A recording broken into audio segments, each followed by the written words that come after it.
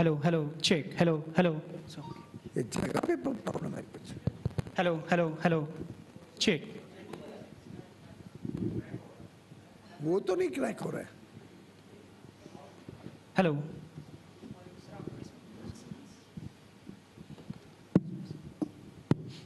Hello. अभी better है. वही प्रॉब्लम है. एको तो है अभी भी. Something is wrong. Is it? तो जरा चेक करवाना बाद में. आज के बाद immediately check. Siddharth, just check this out. Yesterday, the Prime Minister completed 4,078 days and became the second longest serving Prime Minister continuously in office after Jawaharlal Nehru ji. And in a way, this morning when I read that the latest international survey has again shown the Prime Minister as the most popular leader in the world, it only goes to vindicate that the work that he is doing in the interest of the nation, in the interest of the people of India, and the global acceptability and reputation that he has earned, the trust that he has earned across the world. 27 global honors being given to one leader is by itself a record. It shows that the world today recognizes and respects India, and the free trade agreement between India and UK, the comprehensive economic trade agreement, clearly reflects the growing relevance and importance of India at the world stage.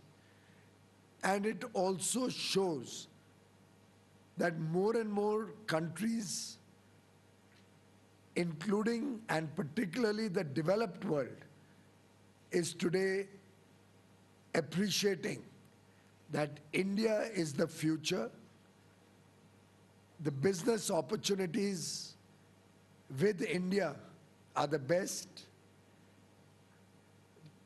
The goods and services that India provides to the world have high quality and cost competitiveness, and the demographic dividend, the young aspirational Indian working in the rule of law, a democracy, fastest growing large economy in the world, decisive leadership, and the demand that a fast growing middle class and growing incomes of our people generate make for India becoming the preferred global partner. The Honorable Prime Minister of United Kingdom also said that this is the most important free trade agreement that the UK is entering into post-Brexit. In fact, this is a very comprehensive agreement having 30 chapters. I don't recall any other FTA has 30 chapters. And a very wide span of subjects are covered.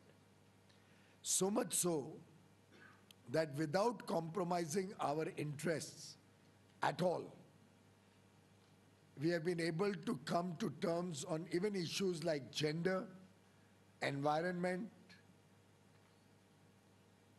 on IPR, intellectual property rights, and there's some misconstrued notions that some of you have carried, which I'm happy to address.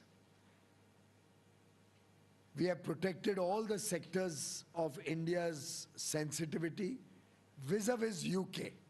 Every country, you have different sectors which are sensitive. There's no one size fits all. So dairy, for example, we have not opened for UK. Rice and sugar, we have not opened for UK.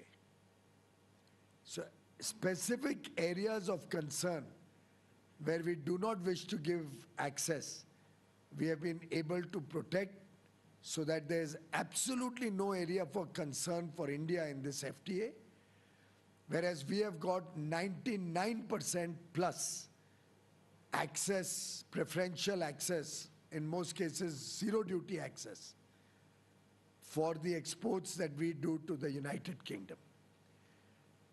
So zero compromise, extensive benefit.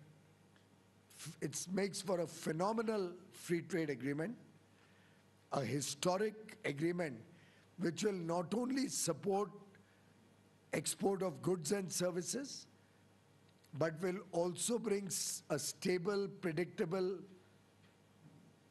and secure framework in which India can become a trusted partner for UK's supply chains, encouraging more investments into India. India can become a partner of UK for technology, innovation, and in some sense, it'll open the doors to the developed world for India. I'm sure most of you have already noticed that unlike the UPA, the Congress-led UPA, which used to do agreements with countries like the ASEAN region, who are our direct competitors, who did not open their market as much as India opened the market for their goods.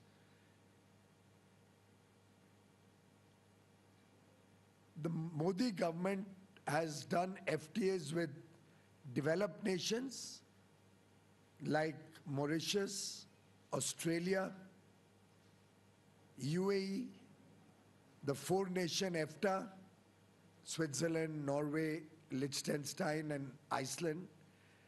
Now with UK, we are in negotiations at an advanced stage with Oman, almost finalized, with the European Union and USA making fast progress, with Peru and Chile,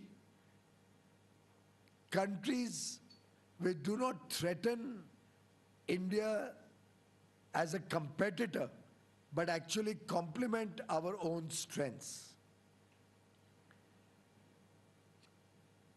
The global stature that today India enjoys, the global trust that we enjoy, has helped us to protect our sensitive sectors and open markets to textiles, footwear, leather, jewelry, gem and jewelry, marine products, agri products, medicines, all areas of our interest which generate lakhs and lakhs of jobs, where our share as a part of the UK import is today very minuscule. In fact, I was just reading up that take a simple area like textiles. UK's import on textiles is about $30 billion. And their duty rates are up to 12% for different products. 30 billion is their import. We often used to complain, the textile industry used to say Bangladesh gets an edge. Being an LDC, they are able to export at zero duty. So we are unable to compete with Bangladesh. We are unable to compete with Vietnam, because that was going zero duty. And therefore our textile export to UK was only 1.73 billion out of that 30 billion. That is about 5.5%. Now we'll also be at zero duty. So imagine the huge delta of opportunity that has opened up for our textile sector. Leather footwear is even more interesting. Leather and footwear sector, leather products and footwear. Duties are up to 16%. So we only had $500 million of export in a $10 billion market. Imagine the huge potential. Our mochis and our Kolhapuri chappals will benefit significantly with this zero duty on all footwear, all leather products that go to UK. Gem and jewelry, their import is about $80 billion. They had duties of about up to 4%. But in gem and jewelry, you all know, even 4% is a huge duty because value add itself is small. Now we'll have zero duty access. So we can grow from $500 million, which we do out of 80 billion today, to sky's the limit. On marine products, I have many other products in my list and large imports. In mechanical machinery, we pay up to 8% duty, therefore we only export 1 billion out of 77 billion imports in UK. Like that, I can give you about plastic, rubber, 22 billion imports, plastic and rubber goods. And our share is only 300 million. 22 billion, 300 million. That's 1.5%. But look at marine products. They import about 2.73 billion. Our share was only 120 million. So much potential we were losing because for 25 years we could not come to terms with them. And they gave up on India around 15 years ago, 14 years, 12 years ago. They stopped negotiating, despite having started in 2004-5 or thereabouts, or 2-3, the discussion started. They gave up and they stopped the negotiations. It is only after Prime Minister Modi was able to generate enough confidence that yes, India will do an FTA with advanced and developed economies with whom we used to shy away in the past, that we launched again, I think, end of 21, started negotiations in 22. Unfortunately, 24, they had an election, we had an election, so we had a hiatus. And then we relaunched in October 24.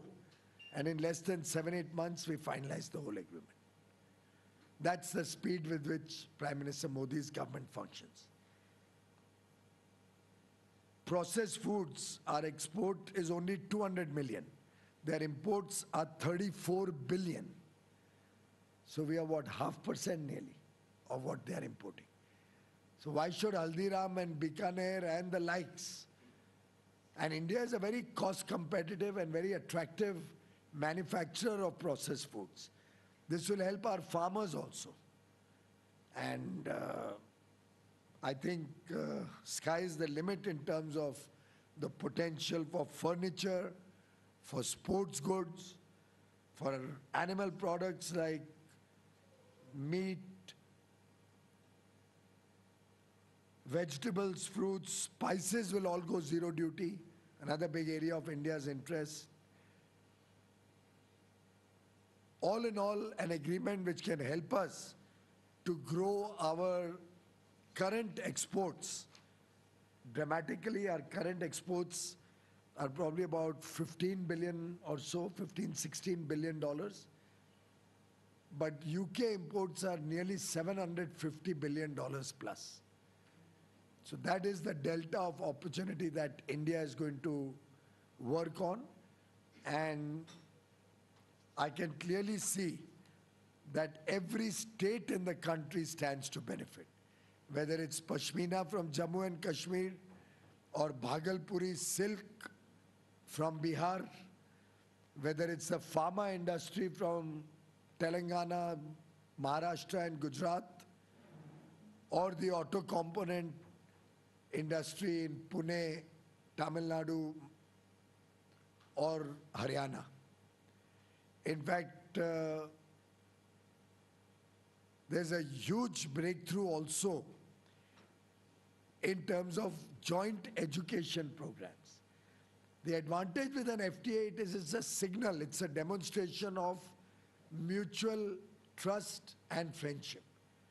And because of this FTA, and the National Education Policy 2020 opening the doors to international universities. We already have 6 UK universities who are opening India campuses. This will provide our youth joint degrees. They won't have to spend lakhs of rupees to study abroad. They can get a UK degree studying in India, or maybe spend 3, 4, 6 months in UK and spend 2 years here, get a joint degree at less than half or 1/4 the price. And the biggest benefit that this free trade agreement provides is to the services sector. The services sector had a big problem because they were sending their employees to serve in UK for 2 years, 3 years, short durations.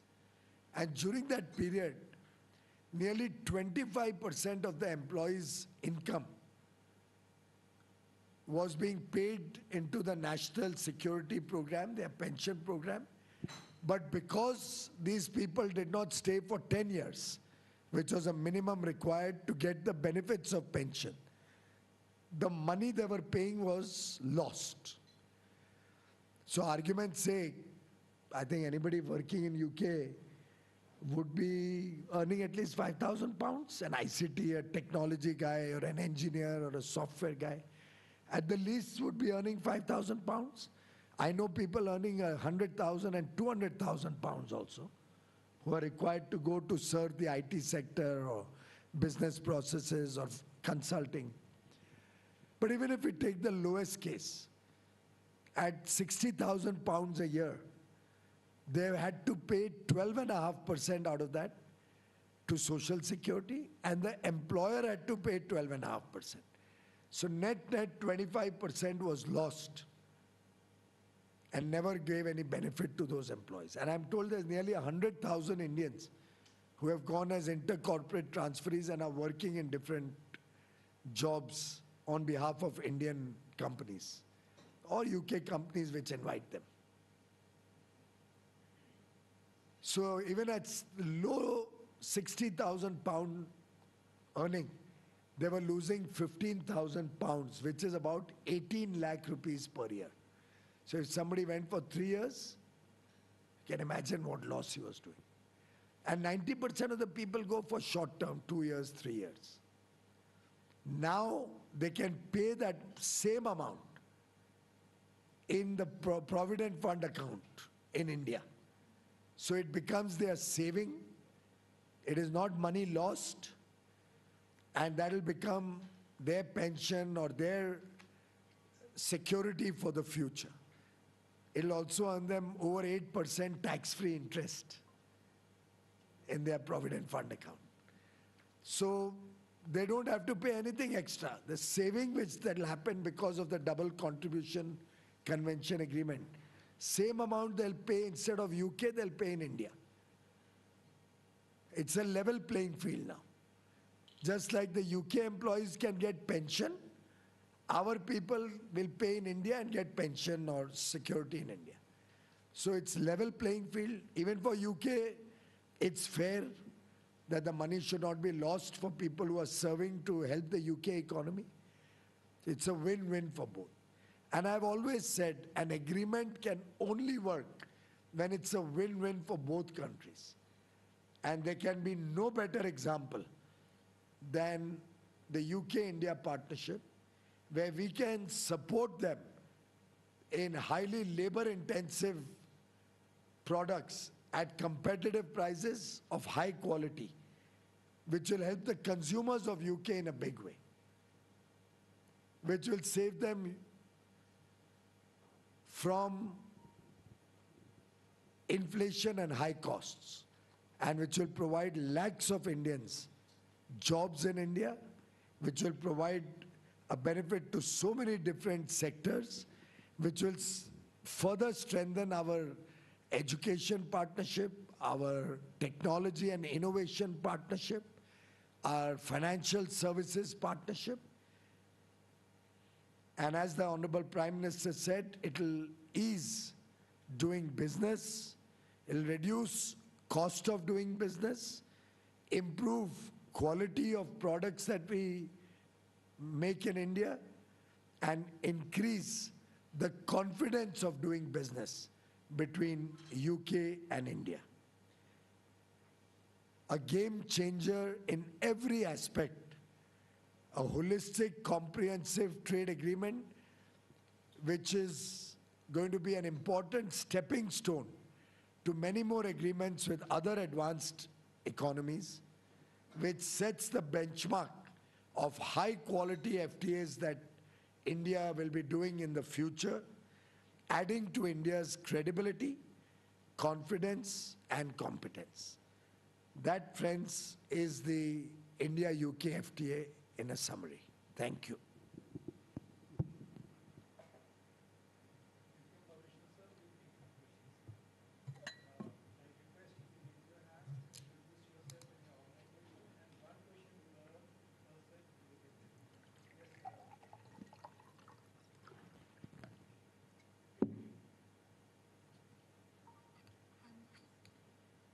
Sir, I'm Sumita from ET now. Many congratulations to you on the signing of this agreement. Just want to understand from you if this FTA or CETA will serve as a blueprint for the other deals that we are currently signing or working with other countries on, and the kind of messaging that it sends out to those countries.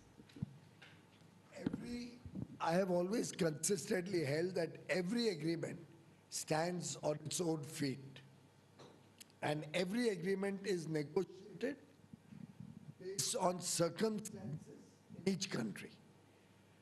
And the effort is that our Indian industry gets preferential access over our competition. And I think this can become a gold standard to ensure that India protects sensitive sectors and opens the doors, particularly in areas where it's highly labor intensive, in competition with our other competitors in other countries, and allows high quality goods of technology and other products to come to India. If you will see, most of our FTAs are with countries where they don't compete with us on anything. I mean, UAE FTA, they send dates to India. That's not a competition because we don't have enough dates made in India. Australia competes with India in nothing. We complement each other. With the UK also, they'll be sending us, for example, products which we don't have enough in India, or wherever we felt that there was very sensitive advantage that the UK wanted, we respected their sensitivity. But in every respect, this is an agreement which opens far greater opportunities for India than any other agreement in the past. Yes, Kirtika. So Kirtika from the Economic Times. Closer, mic closer, please. Kirtika from the Economic Times. So how many MRAs are we looking at in professional services? Well, we have not opened any discussions on legal services.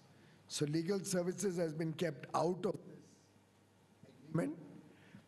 In other areas, as many professions as discussed with their regulatory counterparts. Every profession in India has a regulatory counterpart in UK. So chartered accountants, for example, already have a regulatory framework in which they work with UK, and they are making good benefit out of it. And there's a huge chapter of Indian chartered accountants, not only in London, but in many parts of England. And probably everywhere I go in the world, I'm always received by chartered accountants from India and in large numbers, not small. So I think each individual profession can choose, architects can choose if they want to do a regulatory bridge with the UK. There is no compulsion on any regulator. They have to work amongst themselves. Yes, please. Surabhi. Yes, Surabhi. Surabhi from Business Today. Hello, sir. This is Surbi from Business Today. Sir, just wanted to understand that in terms of operationalizing of the FTA, sir, what kind of a timeline can we expect? India cabinet has already approved, so we are ready to operationalize. UK, the process goes through parliament. But since most of the FTA was finalized when the other party, the Conservative Party, was in government, and the current party has not changed anything. They have continued whatever was finalized has been taken forward. I think there will be bipartisan support. So whatever the time it takes for them in parliament, it could be a few months, it could be up to a year, I don't know. It's more a thing that the UK will have to sort out. Deepshika. So this is Deepshika from the Economic Times. So how soon are we expecting to conclude the investment part of the agreement? A little louder. What do you mean by that? The investment, a separate investment agreement? I wouldn't know, you'll have to some- ask the concerned department that.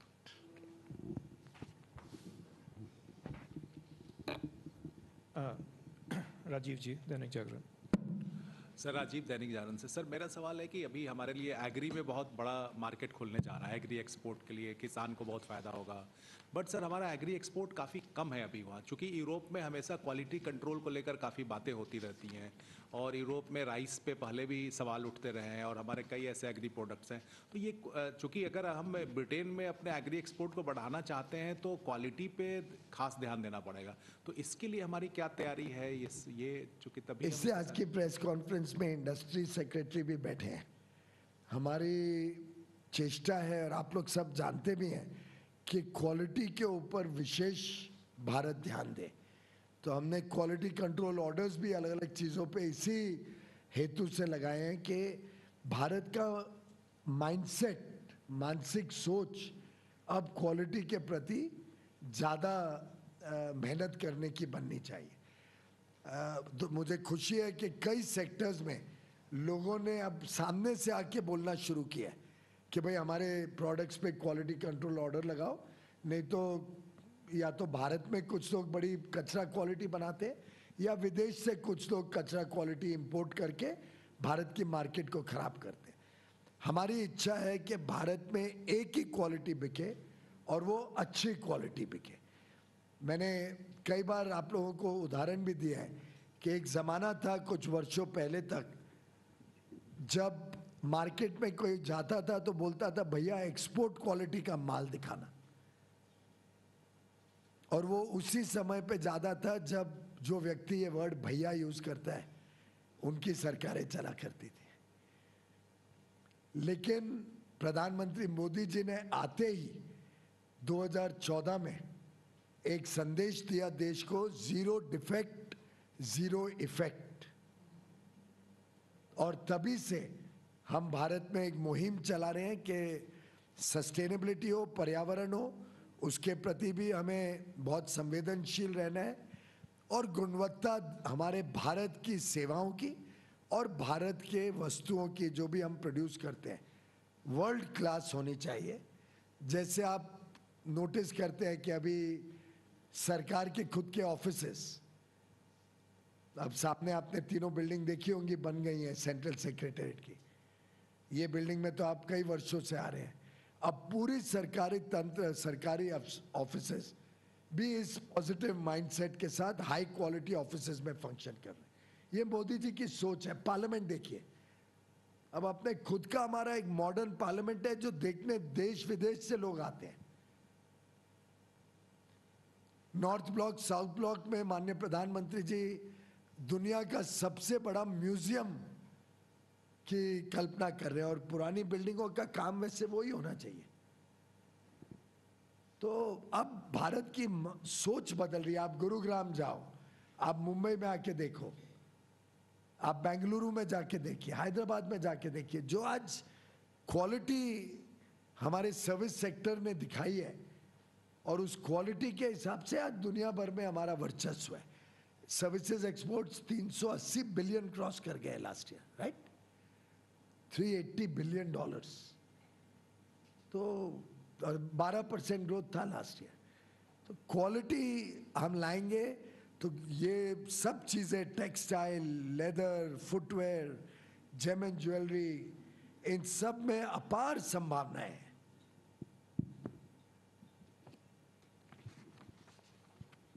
No more questions? Deepak Mandal ji. Sir, this is Deepak Mandal from New Indian Express. Sir, as you said, Deepak Mandal, New Indian Express. so as you said that many sensitive sectors have been kept out of the purview of this FTA. So are we going to treat these sectors in a similar way? Are we going to? Treat these sectors in similar manner with other ongoing negotiations? Maybe you've come to cover my press for the first time? No, sir. You've come before? Yes. Because I have often repeated, and I said it today also, I think. Every free trade agreement stands on its own legs, has its own dynamics, and has its own sensitivities, defensive and offensive interests. For example, take automobiles. There was a time we couldn't do free trade agreements with many countries because we just kept thinking we should not open the automobile market at all. Correct? And उस चक्कर में FTA नहीं कर पाए. And my own thinking is we have lost so much opportunity and lakhs and lakhs and lakhs of jobs, maybe crores of jobs, for the lost opportunities because we just kept a closed mind. But look how intelligently we have opened the automobile in this agreement. Have you all gone into it with detail? So for internal combustion engine cars, that is petrol and diesel cars, we are going to open over 10 years, gradually increase the quota from a small number, I'll just give you the number, to a maximum of 37,000 after 10 years. After 10 years, India will be selling maybe 1 crore vehicles at least. आज भी 50 लाख बेचते हैं तो 10 साल बाद 1.5 करोड़ होनी चाहिए मेरे हिसाब से, जिस तरीके से आमदनियां बढ़ रही हैं. उसमें 37,000 व्हीकल्स पेट्रोल की 10 साल बाद 10% ड्यूटी पे आएगी शायद.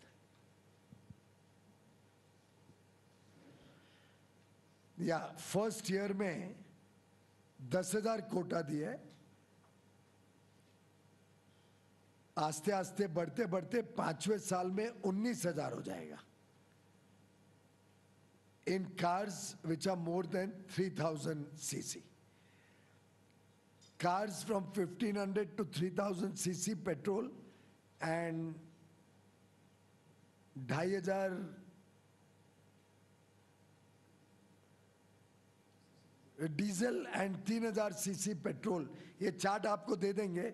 उसमें 5,000 कार्स और टोटल कोटा 20,000 कार, और वो बढ़ते बढ़ते मैक्सिमम होता है 37,000 कार्स 5वें साल में, नॉट 10th, 5वें साल में. 6ठे साल से हमने इलेक्ट्रिक व्हीकल्स का थोड़ा थोड़ा कोटा देना शुरू किया, और जितना इलेक्ट्रिक व्हीकल कोटा दे रहे हैं उतना पेट्रोल का कम कर रहे हैं, petrol diesel. So at no point of time we are giving a concessional duty quota more than 37,000. तो 16वें साल में 15 साल के बाद 15,000 गाड़ियां पेट्रोल डीजल और 22,000 गाड़ियां इलेक्ट्रिक. 15 साल बाद. That's the maximum quota we are giving at concessional duty. और उसमें भी देखिए हमारी समझदारी. इलेक्ट्रिक कार्स में 22,000 में 20,000 का कोटा 80,000 पाउंड से महंगी गाड़ी हो गए. 80,000 पाउंड की गाड़ी यानी 1 करोड़ रुपए की CIF वैल्यू की गाड़ी. तो 1 करोड़ रुपए की CIF वैल्यू की गाड़ी जब भारत आएगी उस पर 10% ड्यूटी लगेगी, तो 1 करोड़ 10 लाख हो गई. फिर यहाँ पे logistics cost, marketing cost, servicing cost, सब कॉस्ट लगेंगे। तो जो 20,000 का कोटा दिया है वो लगभग ऐसी गाड़ियों पे जो 1.5 करोड़ रुपए की यहाँ बेचनी पड़ेगी, जिससे हमारे लोकल मैन्युफैक्चरर्स को कोई रत्ती भर भी उनको इम्पैक्ट नहीं पड़ेगा। वैसे तो मेरा तो मानना है थोड़ी स्पर्धा अच्छी होती है, क्योंकि 140 करोड़ कंज्यूमर्स भी है ना।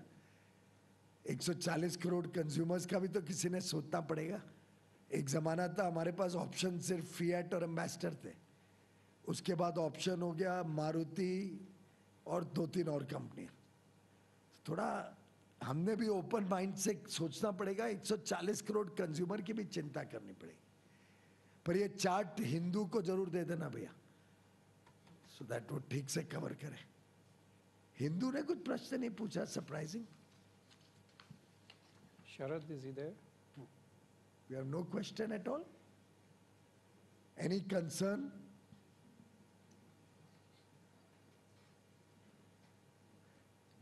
I wish you had clarified that question that you have written about processed foods. Because I was so amazed कि इंडिया में चॉकलेट्स आएंगी यूके से तो शुगर की प्रॉब्लम होगी, something like that. Am I right? तो मतलब वो तो एफएसएसएआई का काम है, जो भी हार्मफुल चीजें हम भारत में आने ही नहीं देते हैं, और जो भारत में बिकती है उसमें कंज्यूमर को चॉइस मिले तो उसमें क्या बुरा है। तो मैं पढ़ के मैं खुश हुआ कि पूरे यूके एफटीए में कुछ और मिला ही नहीं क्रिटिसाइज करने को, एक्सेप्ट कि चॉकलेट्स अब भारत में आएंगी या प्रोसेस्ड फूड्स कुछ भारत में आएंगे। पर I wish you had clarified it with me. Any other question? Yes. Most welcome. I'm happy to Sir, answer. Reuters is having a question. He's Yeah, sitting this most way. welcome. Reuters can also ask me. Thank you, sir. Manoj Kumar. I addressed Reuters in London also, by Yes, the way. sir, we had an interview like that. Thank you so much, sir. Sir, in your statement and in the papers, like, so you have described nearly 99% of our Exports will be get preferential access, yes. access. So, sir, wanted to understand from you, and now Secretary sir is also here. So, we have elaborated the many sectors like textile, furniture, footwear, etc. So, which could be the number one, like which could be the major companies in your sense, like?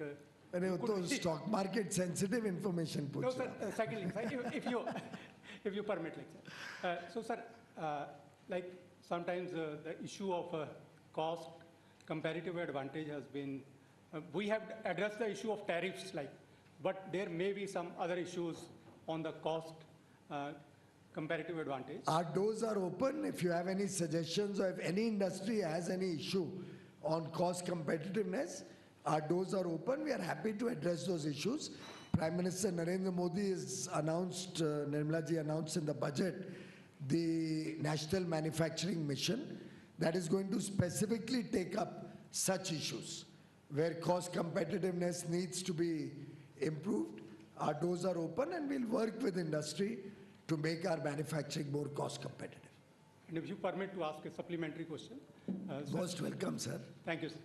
Sir, even in the budget, like, so there was a proposal of like nearly to remove this agriculture cess on number of commodities, like, so which may I'm be not like, aware of what proposals were there, but I wouldn't know much about the budget. That you'll have to ask finance. Thank you, sir. So there are more questions. Yeah, Sir, sure. Siddharth.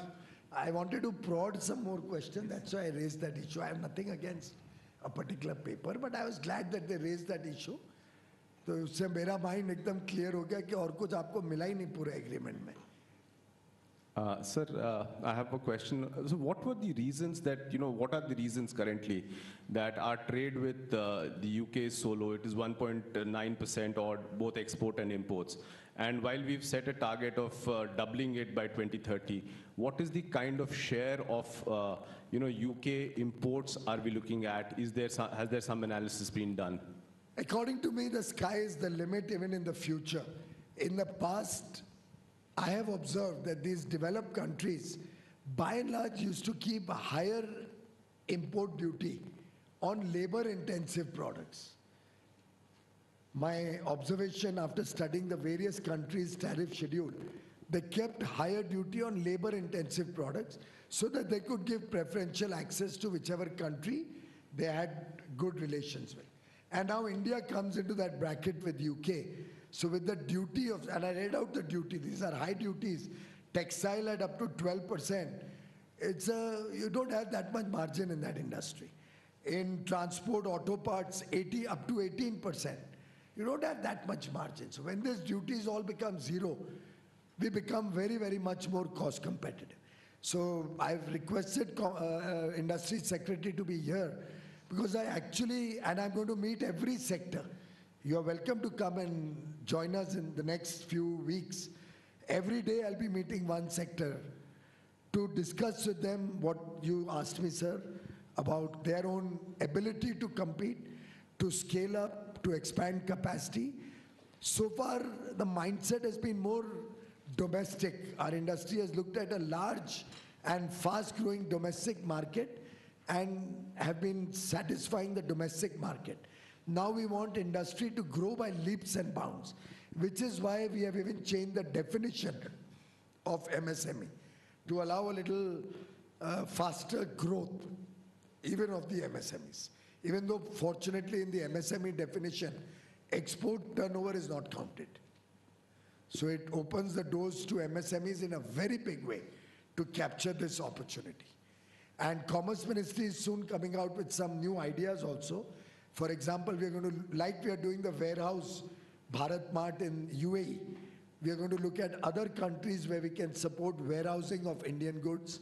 We're going to look at other measures to brand the quality of India's products worldwide.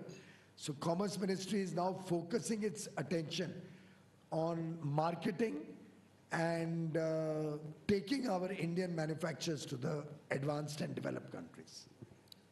Yes, Amity. Hi, sir. Amity from Business Line. Given the fact that the UK FTA is opening up this big opportunity. Hand mic दे दीजिए.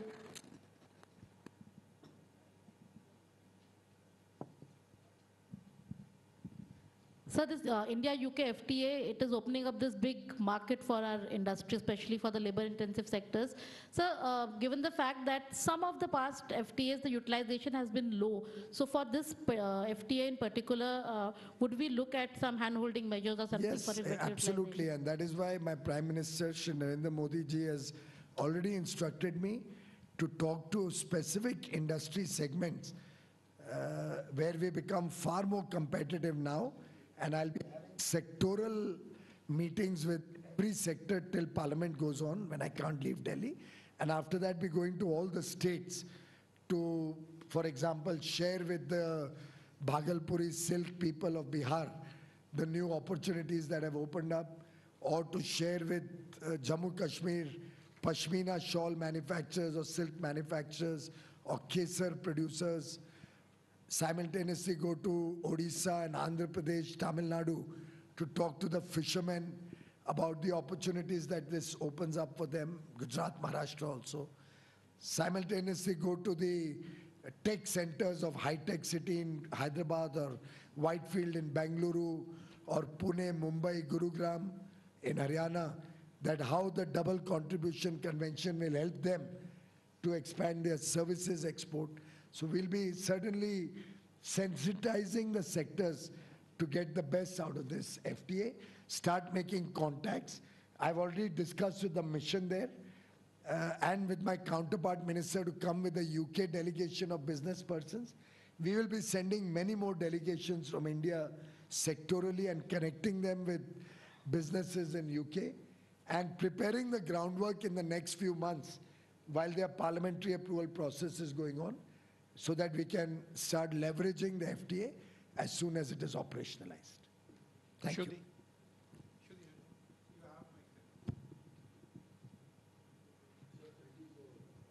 Handheld mic दे दीजिए.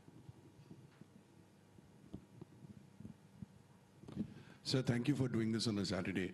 So, and congratulations. Thank you for coming on a Saturday. And congratulations on a big milestone, sir. If you could give us a little bit of a steer on your next big milestone, and by that I mean the US FTA, sir. every agreement has its own dynamics. We are in very, very advanced stage of discussion with Oman, EU and USA. We are also discussing FTA with New Zealand, which should take a few months, an FTA with Chile, Peru. So we are quite busy right now on many FTAs simultaneously, and each one is getting its requisite attention so that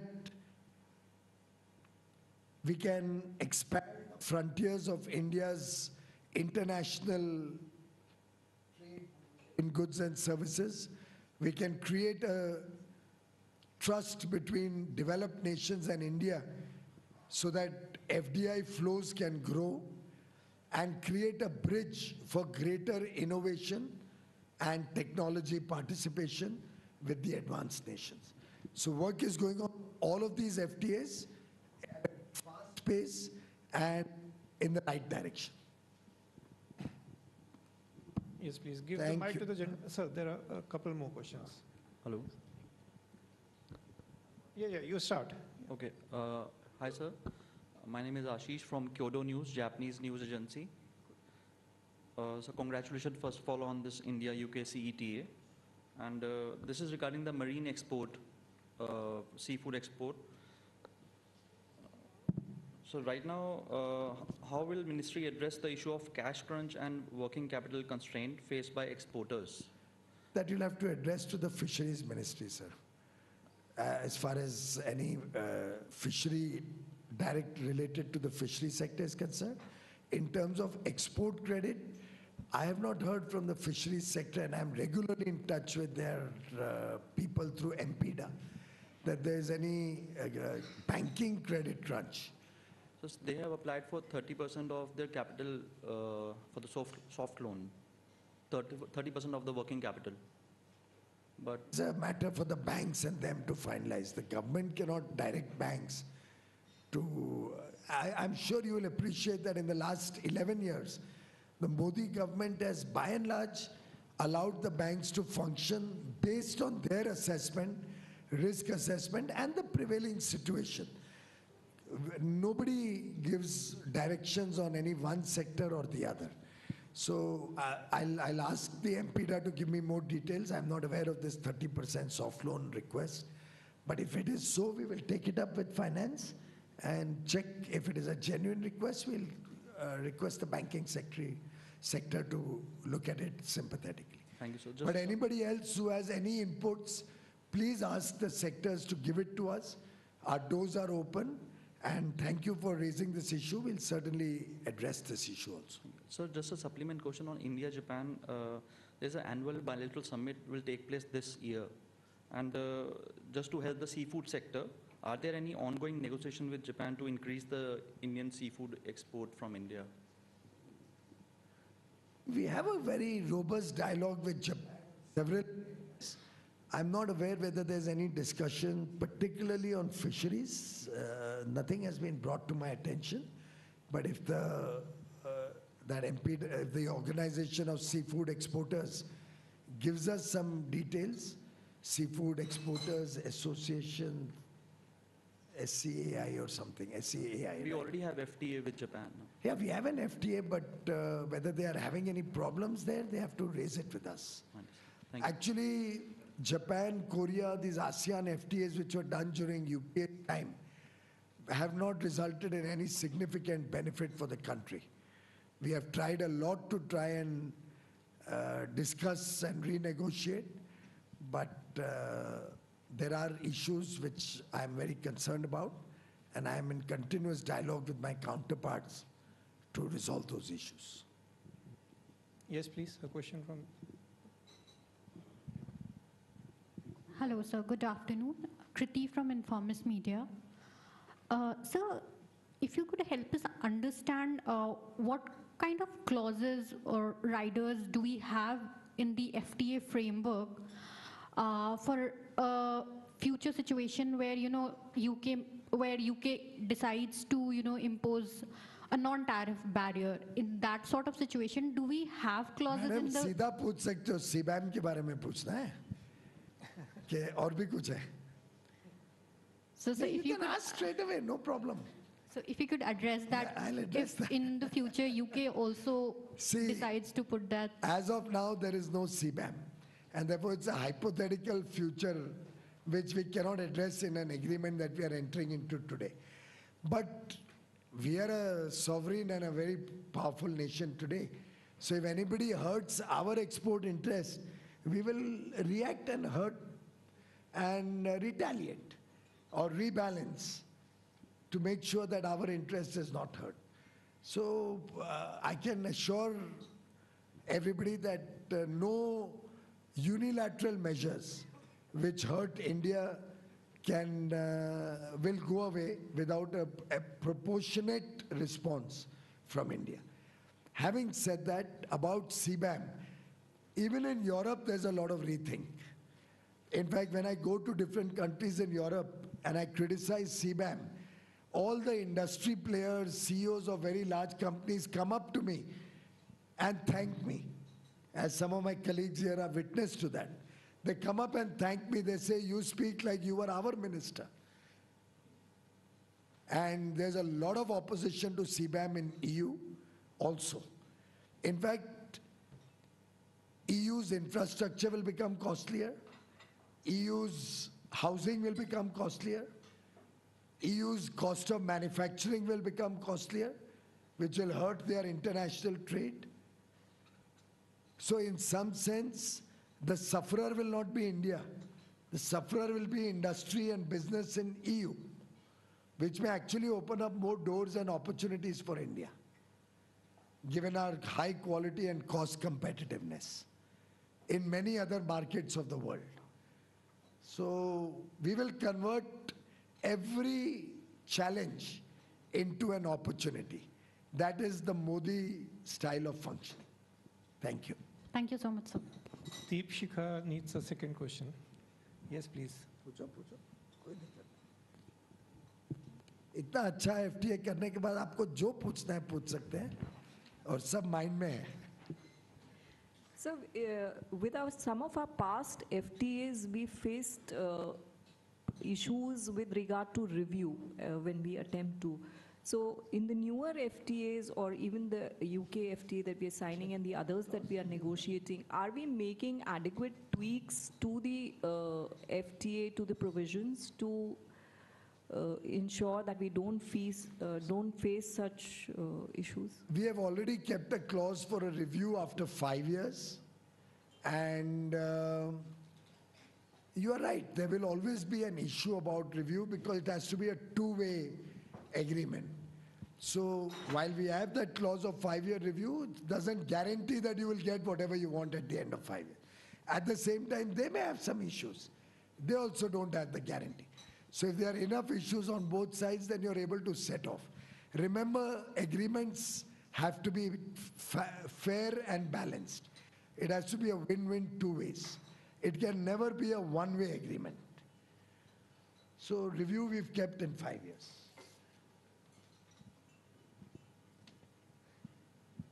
Anything else? Yeah.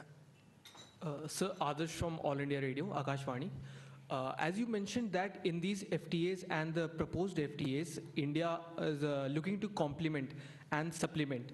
So in the upcoming FTAs, especially with the US and New Zealand and Oman, are there any sectors that India is very eager to collaborate on? There are many sectors where India can contribute significantly to those nations' own economies, and that is why we are trying to enter into these FTAs. But this is a signal of friendship, a signal of trust. It gives confidence to businesses and investors on both sides. So, for example, with the Western world or with the advanced countries, developed countries of America and Europe, we want to do technology partnerships in a big way, where our talent and our young STEM graduates, we produce the highest number of STEM graduates in the world, 2.3 million, 23 lakh STEM graduates come out of India every year, the highest in the world. 43% of them are girls. So that's our strength today. And without that strength, I think world's technology advancements will slow down. Because we know every corporation in the world today has Indians powering their technology advancements. Take the best of countries. And they are Indians who are doing the design, the back-end work, the technology, the innovation. Now with this 1 lakh crore innovation fund which Prime Minister Modi approved in the cabinet, I have said it earlier, but at the cost of repetition, because you are mainly business journalists, you will understand it better. 1 lakh crore when government gives support, effectively it can result into 8 lakh, 10 lakh crores of innovation and R&D. Because cost of R&D in India is 1/6 or 1/10 of what it costs in Switzerland or America. So that same R&D, if they were to do, let's say for a pharma product in Switzerland, they would have to spend 10 times more. Their per capita income is $1,03,000. Our per capita income is $2,500. So when they do it in India, they can do it much better. And therefore, having an IPR chapter, intellectual property rights chapter, both with UK and with Switzerland, is a huge achievement for India. People always thought India will be a pariah in terms of IPR. And because of that, a lot of innovation, R&D work was not happening in India. They were going to other countries to register patents. Now, without compromising on evergreening, that was our biggest fear. We have not compromised. We will not allow any evergreening. And still, we have a robust IPR chapter with two of the most difficult countries of the world. Switzerland and UK were the most tough on IPR issues. And we have a chapter with both those countries. It's a big, big signal of India emerging out of the shadows and sitting on the high table with developed countries. Thank you. Thank you, sir. I think one more hand has gone up. Please introduce yourself. Hi, sir. This is Shweta Goswami from Money Control. With regards to the trade agreement and even beyond, going beyond that, we have this India-UK 2035 vision that was talked about. Could you throw some light on how this trade agreement would in some way help India in the critical mineral sector and clean tech, renewable energy sector? This was specifically discussed even day before yesterday. And it's an area of mutual concern and mutual interest. After the ban on permanent magnets, the whole world has woken up to the reality that concentration of certain geographies in their supply chains can be harmful and can suffer consequences in case of any unilateral action. Therefore, UK and India are now looking at working together, both for collaborating on processing and refining of rare earths and making finished products together, innovation on that score. And we believe that going forward, the democratic world, which believes in value-based politics and value-based economics, which believes in open markets, free markets, will have to work together in trusted and resilient supply chains. And that's what UK and India FTA creates the foundation for. Thank you, sir. Thank you, friends, for joining us.